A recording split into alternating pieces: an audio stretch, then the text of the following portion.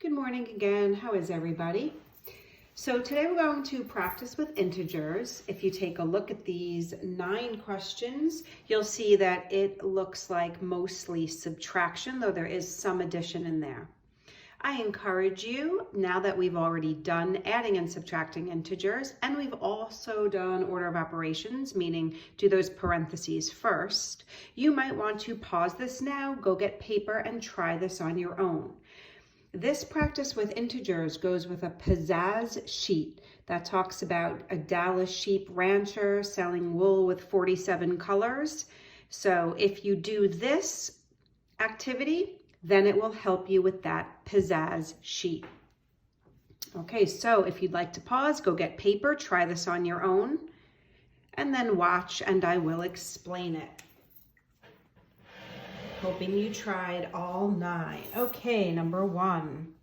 So I see that there are 2 subtraction signs here. I am going to rewrite both of these like we already did in another lesson. I'm going to rewrite these as addition problems. So I'm going to say I have $5 and I spend 12 and I spend 7. Okay, I bet some of you are tempted to just tell me you could do this in your head, or maybe tempted to even use a calculator. That's cheating. But I'm going to encourage you to do it the way I'm showing you, because if you do it in your head, I find that kids make a lot of careless mistakes and then they don't know how they got it wrong. So I'm continuing. I'm going to use order of operations. It's just addition and subtraction here, and I'm going to go left to right. So 5 combined with negative 12 is negative 7.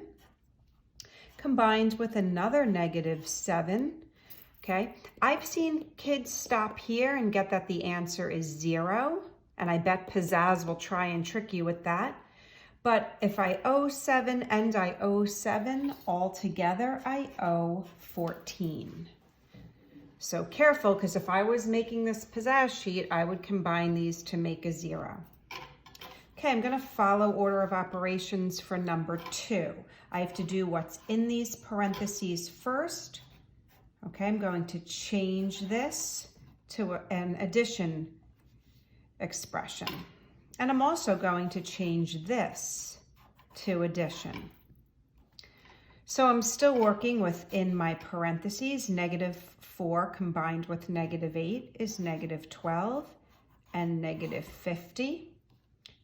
Combining those 2 is 38. So I hope you're noticing I'm really going back to those lessons of basic adding and subtracting integers, and I'm putting this layer on it. So if you didn't really understand those 2 lessons with addition and subtraction of integers, you should probably go back and watch it. Okay, number 3, I'm going to do the parentheses first. So in the parentheses, I have 36 plus negative 38.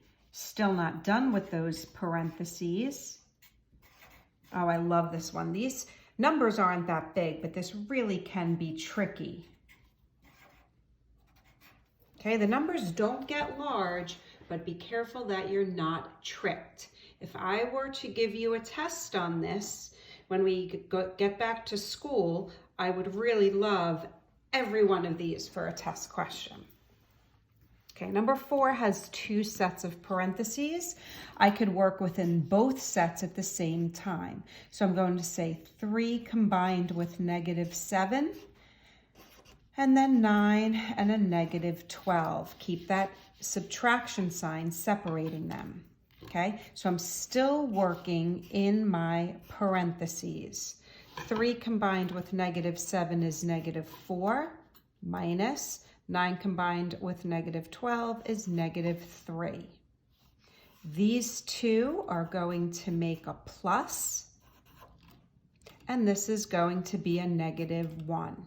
If I were Pizzazz right here, I would make the answer negative 7. I would try and trick you with a negative 7, so watch that. Okay, 2 sets of parentheses. This is an addition problem. Okay, so I could right away make this a 25.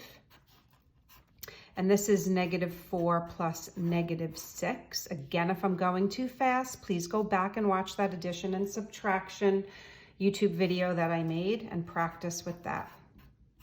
Okay, this is going to be a -10. I would actually make this final answer 15 maybe if I were to try and trick you.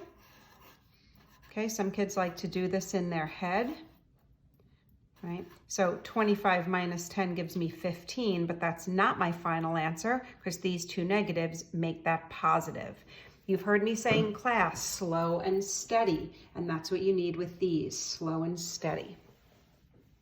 Okay, I'm going to work in my parentheses. First, these two combined give me a 6.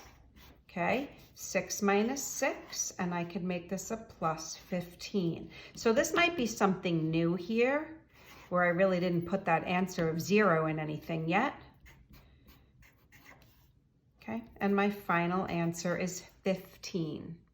Again, I'm hoping you did all 9 of these and you're really just checking your work. I'm going to do parentheses first. So in my parentheses, I have a -2.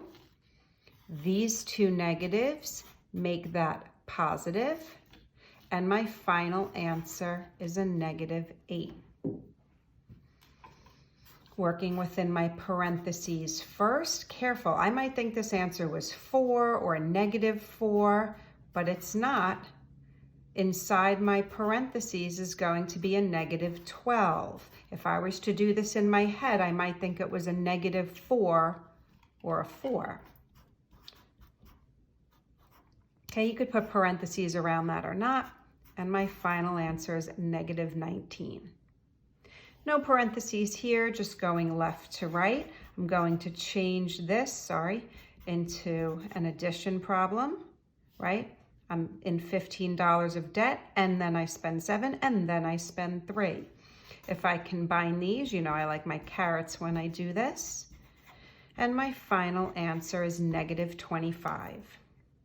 Now that you've seen me do these 9, that will help you with the Pizzazz sheet.